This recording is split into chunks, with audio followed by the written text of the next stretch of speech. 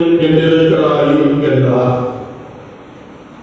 அதற்கு பார்வையற்ற அவன், ஆண்டவரே, நான் பார்வை அடைய வேண்டும் என்றான். அதற்கு பார்வையற்ற அவன், நான் பார்வை அடைய வேண்டும் என்றான். தலைவணங்கி ஜெபிப்போமாக. சொல்லும் அடியேன் கேட்கிறேன் என்றபோது இளைஞனாயிருந்த சாமுவேலோடு பேசிய ஆண்டவரே, உம்முடைய திருவிழத்தை உணர்ந்து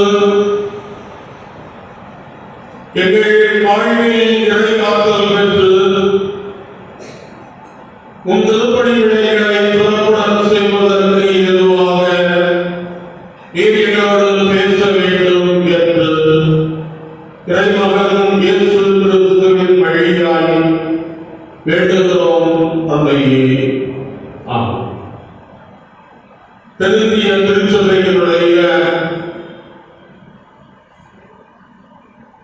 அருளுரை கையெழுத்து நூல் வழியாக நமக்கு நாளைய தினத்திலே அருளுரை ஆற்றுவதற்கென்று தரப்பட்டிருக்கின்ற தலையங்கம் சிலுவையும் சீடத்துவத்திற்கு ஒரு புதிய முன் உதாரணமும் என்ற பொருள் அடிப்படையில் பாடமாக படிக்க கேட்ட திருமறை பகுதிகளை ஆதாரமாக கொண்டு ஒரு இறை உண்மைகளை தியானம் செய்ய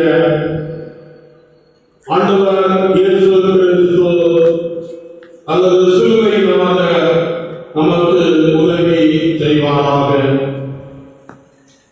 கிறிஸ்தவத்தையும் சிலுவையையும் பிரிக்க முடியாத அளவிலே இவைகள் இரண்டும் ஒன்றோடு ஒன்று தொடர்புடையவைகளாக இருப்பதை நாம் அறிவோம்.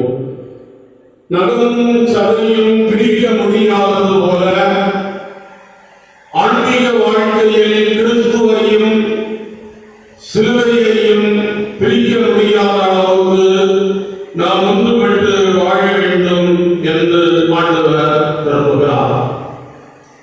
தொடக்கம் முதலே ஒரு மனிதனுடைய வாழ்க்கையில் சிலுவைக்கு அதிக முக்கியத்துவம் கொடுக்கிறதை நாம் அறிகிறோம். குழந்தை ஒரு வயதிற்குள் ஞானஸ்நானம் பெற வேண்டும் என்பது தென்னிந்திய திருச்சபையினுடைய ஆலோசனை. கடந்த பின்னும் எடுக்கலாம். குழந்தை ஞானஸ்நானம் என்பது ஒரு வயதிற்குள் கொடுக்க வேண்டும் என்பது ஒரு விதியாக இருக்கிறது. ஆக அநேக பெற்றோர் ஒரு வயதிற்குள் குழந்தைகளை திருமணத்திற்காக ஆயத்தப்படுத்தி அழைத்து வருகின்ற போது ஆயர் அவருக்கு ஞானஸ்நானம் கொடுத்து சொல்வது, உன்னை கடவுளின் மந்தையாகிய சபையிலே சேர்த்து சிலுவையில் நெற்றியில் சிலுவை அடையாளம் வரைகிறேன் என்று அவர்களை ஆசீர்வதிக்கிறதை நாம் பார்க்கிறோம். திருமணத்துக்கு கொடுத்து ஒரு சிலுவையை நெற்றியில் வரைந்து அந்த பிள்ளையை ஆண்டவருக்கு என்று அர்ப்பணிக்கின்ற நிகழ்வு அதிலிருந்தே தொடங்குகிறது. அதுபோல ஒரு ஆராதனை நடைபெறுகின்ற போது சிலுவை சீடத்துவத்திற்கு முன் உதாரணமாக வாழ வேண்டும் என்று எதிர்பார்க்கிறதை எல்லா நிலைகளிலும் மக்களுக்கு கற்றுத் தருகிறதை நாம் அறிகிறோம். ஒரு குழந்தை திருமுழுக்கு பெறுகிற போது ஞானஸ்நானத்தை பெற்றுக் கொள்கிறது. இந்த குழந்தை பிறந்த பின்னர் நூல் கட்டுதல் என்கிற ஒரு நிகழ்வு இருக்கிறது. அதில் பிள்ளைகளுக்கு அணிகலன்களை அணிவிக்கின்ற நிலை கிறிஸ்தவ குடும்பங்களில் அந்த அடையாளங்களில் மிக முக்கியமாக சிலுவை கொண்டு இல்லாமல் இருப்பதில்லை. திருமணம் என்று வருகின்ற போது மணமகன் திருமங்கல்யத்தை மணமகளுக்கு அணிவிக்கும் போது அதிலும் ஒரு சிலுவை இடம்பெறுகிறதை காண முடிகிறது. வீடுகளை கட்டிக் கொள்ளும் போது அதனுடைய பிரதான கிழக்கிலே ஒரு சிலுவை வைக்க தவறுவதில்லை. ஆலயத்தினுடைய நடுவிலே அல்லது ஆல்டர் அல்லது தவறு பகுதியிலே சிலுவை இல்லாமல் இருக்க முடியாது. கடைசியாக ஒரு மனிதன் கிறிஸ்தவனாக இறந்து போனாலும் ஒரு கல்லறையை கட்டி அதிலே ஒரு சிலுவையை நிலைநிறுத்தி இவன் கிறிஸ்தவன் என்று சொல்லுகின்ற நிலையில் அவ்வாறு அதை வைக்கிறதையும் நாம் பார்க்கிறோம். இப்படி இவருடைய பிறப்பு முதல் இறப்பு வரை ஆன்மீகத்திலும் உலக காரியங்களிலும் அவருடைய வாழ்க்கையில் சிலுவைக்கு அதிக முக்கியத்துவம் கொடுக்கிறதை பார்க்கிறோம். சிலுவை இல்லாத இடமே இல்லை. ஆனால் நம்முடைய வாழ்க்கையில் சிலுவையின் வழியாக ஒரு சீடத்துவ வாழ்வு நம்மில் வெளிப்படுகிறதா என்கிற ஒரு கேள்வியை கேட்டு பார்ப்பது நல்லது. அணிகலன்களை சிலுவையில் என்ற நிலையில் அணிந்து கொள்கிறோம். ஒரு பேராயரானால் அவர் சிலுவையை மாறியாக அணிந்திருக்கிறார். ஆனால் பல நேரங்களில் அந்த சீடத்துவ வாழ்வினுடைய பிரதிபலிப்பு இல்லாமலேயே இருந்து கொண்டிருக்கின்ற ஒரு சூழல் இருந்து கொண்டு இருக்கத்தான் செய்கிறது. ஆனால் திருமறையில் சில பக்தர்களை நமக்கு கோடிட்டு காட்டுகிறது. யோவான் ஸ்நாபகன் சிலுவையை அணிந்திருந்தாரோ இல்லையோ, ஆனால் அவருடைய வாழ்க்கையில் இயேசு கிறிஸ்துவை பிரதிபலிப்பது மிக சிறப்பாக இருந்தது. இயேசு கிறிஸ்துவை குறித்து சொல்லும்போது அவர் பெருகவும் நான் சுருக்கவும் வேண்டும் என்கிற ஒரு வார்த்தை மிக மிக முக்கியமானது. சிலுவை அணிந்து அதை சொன்னாரோ சொல்லவில்லையோ நமக்கு தெரியவில்லை. ஆனால் ஆண்டவரை பற்றிய ஒரு பிரதிபலிப்பு அவருடைய வாழ்க்கையில் இருந்தது. அவர் பெருக வேண்டும், நான் சுருக வேண்டும் என்கிற ஒரு பிரதிபலிப்பு அவருடைய வாழ்க்கையில் இருந்தது. இன்றைக்கு ஆண்டவருடைய திருப்பணி வேலைகளை செய்து கொண்டிருக்கிற நாம், வேத புத்தகத்தை கையில் ஏந்தி மற்றவர்களுக்கு போதிக்கின்ற நாம் எத்தனை முறை ஆண்டவரை நிலைமைப்படுத்தி நம்மை சிறுக செய்ய முயற்சித்தோம் என்பது கேள்விக்குறியாக இருக்கிறதை நாம் பார்க்கின்றோம். அப்போஸ்தலனாகிய பவுல் தன்னுடைய வாழ்க்கையிலே ஆண்டவரை இவ்வாறு பிரதிபலிக்கின்றார். பிலிப்பியர் அதிகாரம் 1:21 கிறிஸ்து எனக்கு ஜீவன், சாவு எனக்கு ஆதாயம் என்று எழுதுகிறார். ஆக சாவு தனக்கு ஆதாயமாகவும் கிறிஸ்து தனக்கு ஜீவனாகவும் இருக்கிறதை விரும்பி இவ்விதமாய் பிலிப்பி திருச்சபைக்கு கடிதம் எழுதுகிறதை நாம் காண்கிறோம். நம்முடைய ஆண்டவராகிய இயேசு கிறிஸ்து நம்மை பின்தொடர்ந்து வந்த மக்களை பார்த்து சொன்னார். மத்தேயு 14 அதிகாரம் 24 ஒருவன் என்னை பின்பற்றி வர விரும்பினால் அவன் தன்னைத்தான் வெறுத்து தன் சிலுவையை எடுத்துக்கொண்டு என்னை பின்பற்ற கடவன் என்று குறிப்பிடுகிறார். நாமும் சிலுவையை அதிக முக்கியத்துவம் கொடுத்து அதை அதிகமாக அணிந்து நேசித்து வழிநடத்தப்பட்டு வருகையில் கிறிஸ்துவை என்ன பிரதிபலிக்கிறோம் என்கிற கேள்வியை கேட்டு பார்க்கும்போது, ஒருவன் என்னை பின்பற்றி வர விரும்பினால் நான் என் ஆண்டவரை பின்பற்றி வர விரும்புவேனானால், நீங்கள் ஆண்டவரை பின்பற்றி வர விரும்பினால் தன் சிலுவையை எடுத்துக்கொண்டு அவரை பின்பற்ற வேண்டும், தன்னை வறுத்து என்று சொல்லப்பட்டிருக்கிறது. என்னை நேசித்து என்னை உயர்த்தி நான் சிலுவையை சுமக்க முடியாது. தன்னை வெறுத்து அவன் சிலுவையை சுமந்து அவரை பின்பற்ற வேண்டும் என்று சொல்லப்பட்டிருக்கிற ஒரு சூழலில் சீடத்துவமும் சிலுவை பார்வையும் கிறிஸ்தவ சமூகத்தில் நிறுத்து போன ஒரு நெருப்பை போல மாறிவிட்டது என்று சொல்லலாம். ஒரு தீ எரிந்து கனல் நிறைந்திருக்கிறது. இந்த கனல் வழியாக பிரியாணியை அவர்கள் மிகவும் பக்குவமாக வருவதற்கு அந்த கனலை பயன்படுத்துகிறார்கள். கனல் நிறுத்து போனாலும் அது சரியாக வராது. இந்த கிறிஸ்தவம் பார்க்கின்ற சிலுவை சீடத்துவம் எரிந்து நிறுத்து போன ஒரு நெருப்பை போலவே இருந்து கொண்டிருக்கின்ற ஒரு நிலை இருந்து கொண்டு இருக்கிறது. சாம்பலை நெற்றியில் குடிபூசினால் சீடத்துவம்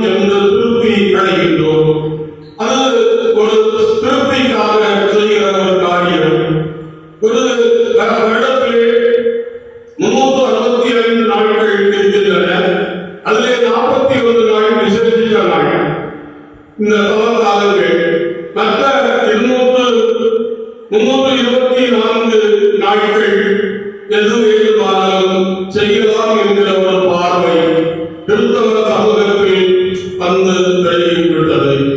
41 நாள் உபவாசம் இருந்து ஜெபித்து கர்த்தருக்கு முன்பாக சில நேரங்களில் காணிக்கை செய்வதும் எடுக்காமல் ஒரு பக்தரை போல நடித்து சாப்பிடாமல் அல்லது அமீனமாக சில ஆச்சாரங்களை செய்து அதற்கு கொடுத்த முக்கியத்துவம் மற்ற 324 நாட்களில் இல்லாமல் போய்விடுகிறது.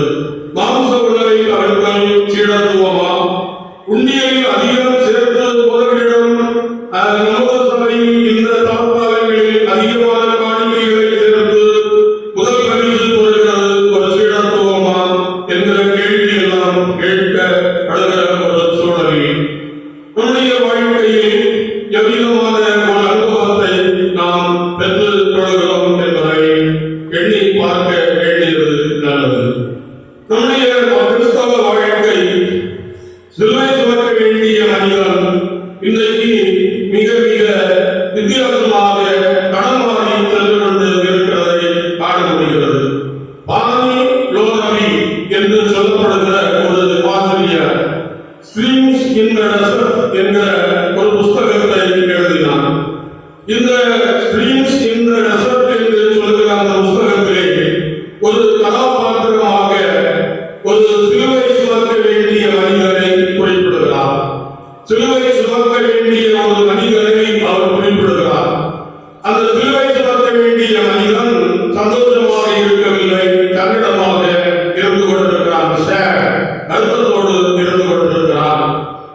கனவில் தான் சுமக்கும் சிலுவையை விட சுகமான சில சிலுவைகளை காண்கிறான். சிலுவை சுமக்க வேண்டிய மனிதன் மிகவும் வருத்தத்தோடு காணப்படுகிறான். அன்று இரவு அவன் ஒரு சொப்பனம் காண்கிறான், கனவு காண்கிறான், காண்கிறான். தான் இப்போது சுமக்க வேண்டிய சிலுவையை விட சுகமான சிலுவையை அவன் கனவு காண்கிறான். இன்றைக்கு கிறிஸ்தவமும் அப்படித்தான் இருக்கிறது. தாங்கள் சுமக்க வேண்டிய சிலுவை கனவாக இருக்கிறது என்பதற்காக கனவில்லாத சொகுசான லேசான சிலுவையை அவர்கள் சுமப்பதற்கு விரும்புகிறார்கள். தங்கள் சிலுவையை சுமக்க விரும்புகிறார்கள். வெள்ளி சிலுவையை சுமக்க விரும்புகிறார்கள். மதங்களான சிலுவையை சுமக்க விரும்புகிறார்கள். மனத்தாலான சிலுவையை சுமக்க விரும்புகிறார்கள். இந்த மனிதன், சிலுவை சுமக்க வேண்டிய மனிதன், கனவிலே இப்படிப்பட்ட காரியங்களை கண்டு ஒன்றன் பின் ஒன்றாக தங்க சிலுவையை எடுத்துக் கொள்வதா, வெள்ளி சிலுவையை எடுத்துக் கொள்வதா, மதங்களான சிலுவையை எடுத்துக் கொள்வதா, மனத்தாலான சிலுவையை எடுத்துக் கொள்வதா என்று நிற்கும் போது கடைசியாக ஒன்றன் பின் ஒன்றாக பரிசோதித்த பின்பு கடைசியாக அவன் கண்டுகொள்கிறான்.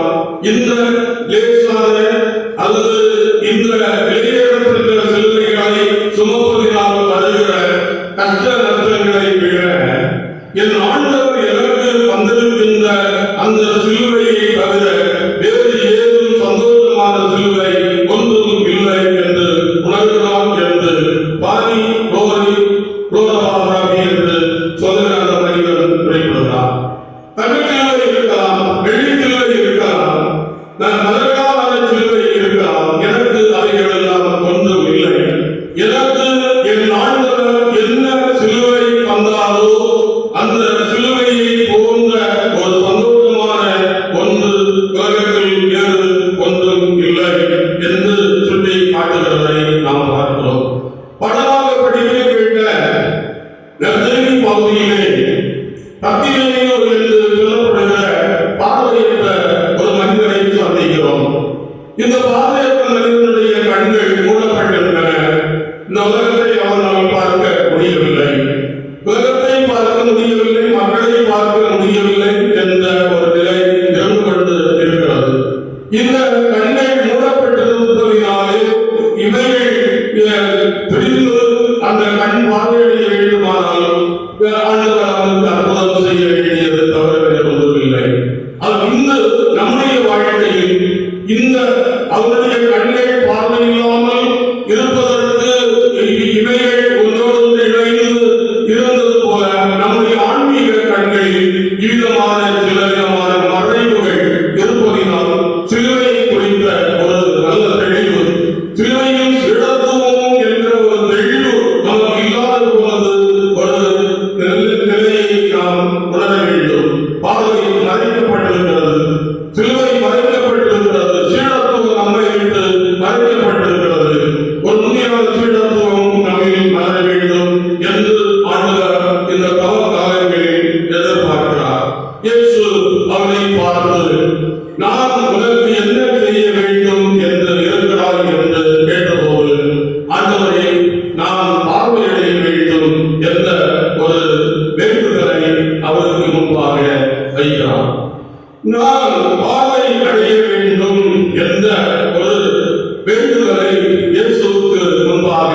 வைக்கிறான்.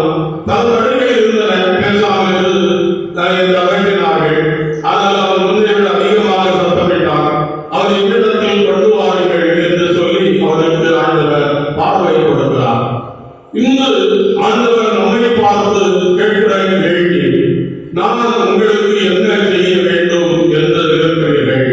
ஆண்டவரே, எனக்கு நல்லாக கண் தெரிகிறது, பிரச்சனை இல்லை. சிலுவையும் சீடத்துவமும் என்பதை பற்றிய ஒரு தெளிவான பார்வை கிடைப்பதற்கு எனக்கு நீர் உதவி செய்யும். அதற்குரிய ஒரு பார்வையினை பாரும் என்ற கேள்வி கேட்கும் போது பாடமாக படிக்க கேட்ட பழைய பாட்டின் திருமுறை பகுதியிலே சீடத்துவத்திற்கு ஒரு எடுத்துக்காட்டாக வாழ்ந்த ஆபிரகாம், ஈசாக்கு, யாக்கோபு என்னும் முற்பிதாக்களில் ஒருவராகிய ஈசாக்கு என்ற ஒரு தேவ மனிதனை அந்த இடத்திலே நாம் சந்திக்கிறோம். இந்த தேவ மனிதன் சிலுவைக்கும், ஒருவேளை அந்த நாளிலே சிலுவை இல்லை என்றாலும் அந்த சிலுவைக்கு முன்னோடியாக சிலுவையில் சீடத்துவத்திற்கும் ஒரு பொருத்தமாக வாழ்ந்த நபராக அவர் இருக்கிறார். அதிலே முதலாவது சிலுவைக்கும் சீடத்துவத்திற்கும் நெருங்கிய தொடர்பு உடைய மனிதனாக இருப்பதற்கு அவர்கள் இருந்த ஒன்று, அவன் பற்றற்றவன் என்று சொல்லப்படுகிறது. பற்று, உலக பற்று, பற்றற்றவன் என்ற ஒரு பகுதி அவருக்கு சொல்லப்பட்டிருக்கிறது. ஆதியாகமம் 26ஆம் அதிகாரம் 22வது வசனத்திலே அதை நாம் மிக தெளிவாக அறிந்து கொள்ள முடிகிறது.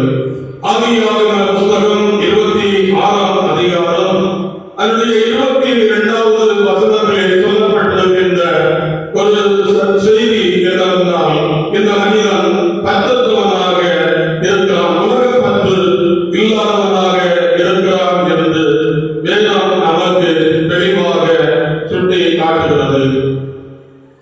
இங்கே அந்த இடத்திலே வாக்குவாதம் பண்ணவில்லை. வேதவாவை விட்டு தொடரும் தமிழெல்லாம் அவர்கள் வாழ்ந்து வருகிறார்கள். ஆபிரகாமின் காலத்தில் நீங்கள் வீடுகளிலே சென்று அதனை இடம் தத்துவங்களை எல்லாம் பார்த்துக் கொள்ளலாம். அந்த ஈசாக்கு ஆபிரகாமின் நாட்களிலும் ஈசாக்கின் காலங்களிலும் அங்குள்ள பெலிஸ்தர் பல்வேறு இடங்களில் இவர்களுக்கு தொந்தரவு செய்து கொண்டே இருக்கிறார்கள். இன்றைக்கு பத்திரிகைகளை நாம் படிக்கும் போது 500 ரூபாய் கடன் கொடுத்தவன் கடனை திருப்பி கேட்டபோது கொடுக்காமல் அவனை கொலை செய்துவிட்டான்.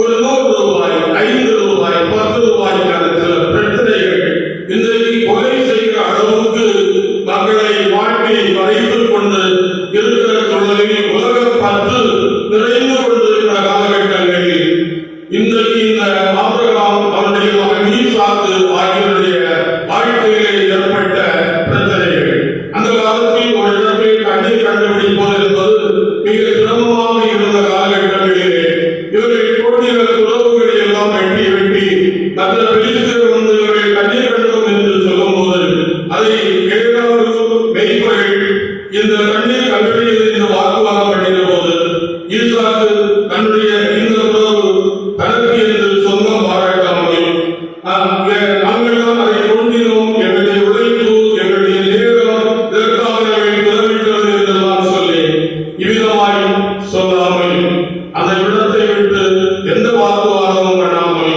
உங்களுக்கு வேண்டுமா, இது நீங்கள் இதற்கு நீங்கள் வேண்டும் என்ற உரிமை கேட்கிறீர்களா, கொண்டு போங்கள், எடுத்துக் கொள்ளுங்கள் என்று வாக்குவாதம் பண்ணாமல் அவர்கள் அந்த இடத்தை விட்டு நேரிடங்களுக்கு செல்லுகின்ற நிலையில் தாங்களை கொண்டினார்கள், தாங்களை கண்ணீர்கள், தாங்களை செலவு செய்தார்கள்.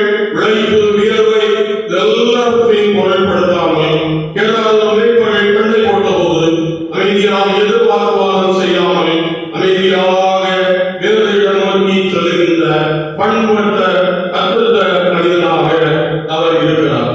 ஒருவேளை இது தங்களுக்கு சொந்தம் என்று உரிமை பாராட்டியிருந்தால் யாக்கோபு அப்போஸ்தலன் சொல்கிறார் 4:4 உலகத்துக்கு சிநேகிதனாய் இருக்க விரும்புகிறவன் தேவனுக்கு பகைஞனாய் இருக்கிறான்.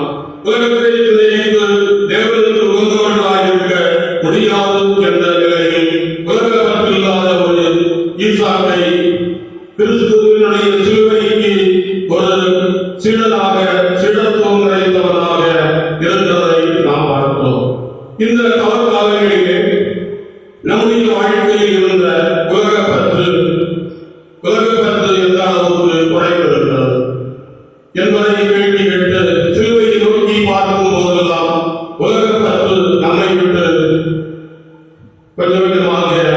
படித்து இறைவன்களில் வைக்கும் பற்றுறுதியில் 10 அதிகமாய் வளர அழைக்கப்படுகிறோம்.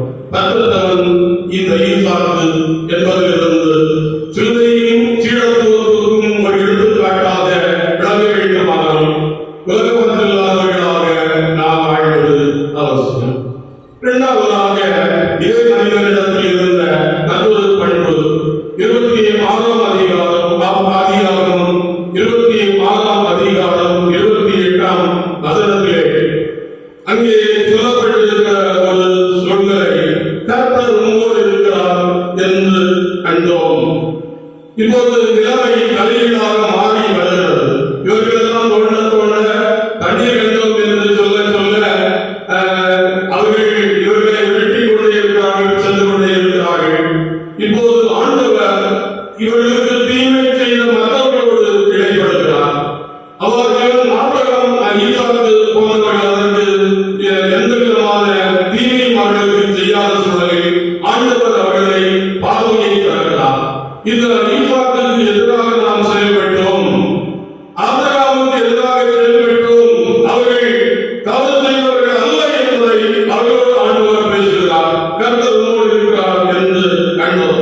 கண்ணீர் பிரச்சனையில் ஈசாக்கு முடிவு பண்ணப்பட்ட முடிவு அவர்கள் கர்த்தர் இருக்கிறதை அவ்வூரார் கண்டார்கள் என்பதை நாம் காண முடிகிறது. இவ்விதம் பற்றத்தவனாக இருந்த ஈசாக்கையிடம் தேவன் இருக்கிறார் என்பதை அந்த இடத்திலே வாழ்ந்த மக்கள் கண்டார்கள். ஆகவே நான் சிலுவையின் சீடத்துவத்திற்கும் சான்றாய் வாழ்கிறேன் என்று சொன்னால் என் சபையில் இருக்கிறவர்கள், என் ஊரில் இருக்கிறவர்கள், என்னுடைய சுற்றுவட்டாரத்தில் இருக்கிறவர்கள் எல்லாரும் என்ன செய்ய வேண்டும் என்றால் அவன் சாதாரணமான மனிதன் அல்ல, அவன் லேசான மனிதன் அல்ல, அவன் சும்மா இருக்கிறவன் அல்ல, அவனை தொடாதே அல்லது அவரிடத்தில் அதிகமாக ஏதும் தீங்கு செய்யாதே, கர்த்தர் அவரிடத்தில் இருக்கிறார் என்று சொல்லுகிற ஒரு பார்வை நம்முடைய வாழ்க்கையில் இருக்க வேண்டும். கர்த்தர் யோசேப்போடு கூட இருந்தார். அவர் காரியத்தில் உள்ளவனானால் அந்த காரியங்கள் எல்லாம் ஜெயமாக இருந்தது.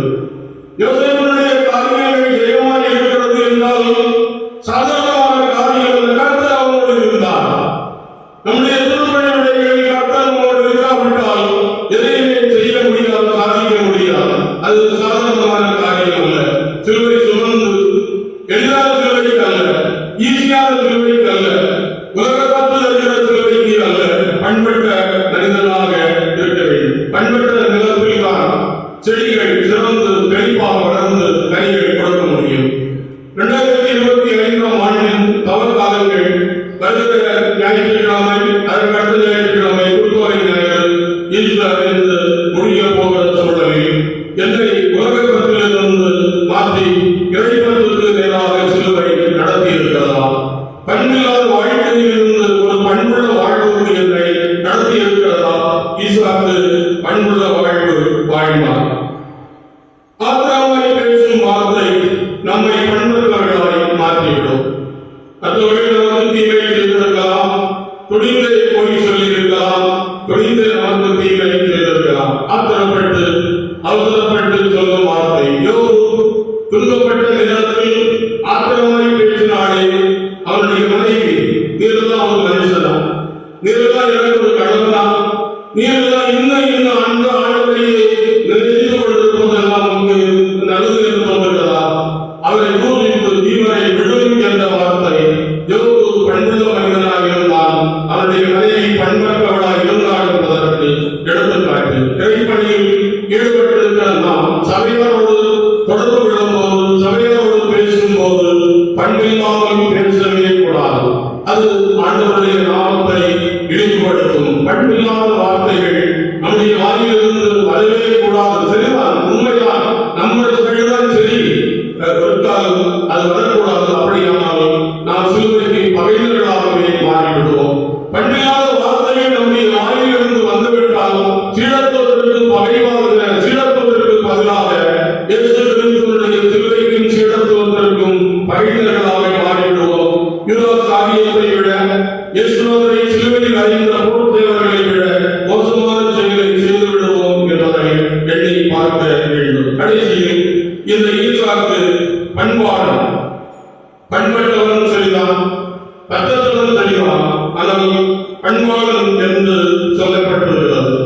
என்ன பண்பாளன்? நமக்கு விரோதமாக யாராவது செய்தால் மறுமுறை அவனை காணும் போது முகத்தை மாற்றி வைத்துக் கொண்டு கண் காணாதது போல எதையாவது மறைத்துக் கொண்டு அன்றைய நேரத்தில் ரொம்ப மோசமாக திட்டுவிட்டான். இந்த முகத்தை பார்ப்பது கூட தெரியாதவர் அல்ல, முகத்தை பார்க்காம போனதை கடவுள் கிருஷ்ணன் சொல்லி நினைச்சிட்டு போகிற இடத்துல யார் யாரெல்லாம் இவருக்கு எதிராக தீங்கு செய்தார்களோ அவர்களை எல்லாம் தன்னுடைய வீட்டிலே வரவழைத்து அவர்களுக்கு விருந்து அளிக்கவா என்று ஆதியாகமம் 26 அதிகாரம் 30 வசனம் சொல்கிறது. இவரை பண்பாளர் என்று சொல்வதற்கு தன்னுடைய எதிரிகளை எல்லாம், தனக்கு எதிராக செய்தவர்களை எல்லாம், தனக்கு எதிராக மக்களை எல்லாம் தூண்டிவிட்டவனாகிய இவர்களுக்கு விருந்து செய்தான். மனைவியாக கழித்தவர் துன்பம் நஷ்டம் தந்த பெலிஸ்தியர் மீது கோபமோ வெறுப்போ காட்டாமல் அவர்களை நேசிப்பதற்கு அடையாளமாக விருந்து கொடுத்தார் என்று நாம் பார்க்கிறோம். ஊனம் என்று வீட்டிலிருந்து துரத்தி அளிக்கப்பட்ட ஏழை அனாதைகளை தனது ஆசிரமத்தில் பராமரித்து உணவளிப்பிய அன்னை தெரசா பண்பாளர். தலைவராகிய அப்படிப்பட்ட ஒரு வாய்ப்பு இல்லை என்றால் எனக்கு பங்குவே வேண்டாம், இப்பேற்பட்ட மக்களுக்கு பணி செய்யவே விரும்புகிறேன் என்ற ஒரு பண்புள்ள வாழ்க்கை அவர்கள் வாழ்ந்தார்கள். சிலுவை தத்தத்தவர்களாக நம்மை மாற்ற வேண்டும். சிலுவை பண்பட்டவர்களாக நம்மை மாற்ற வேண்டும்.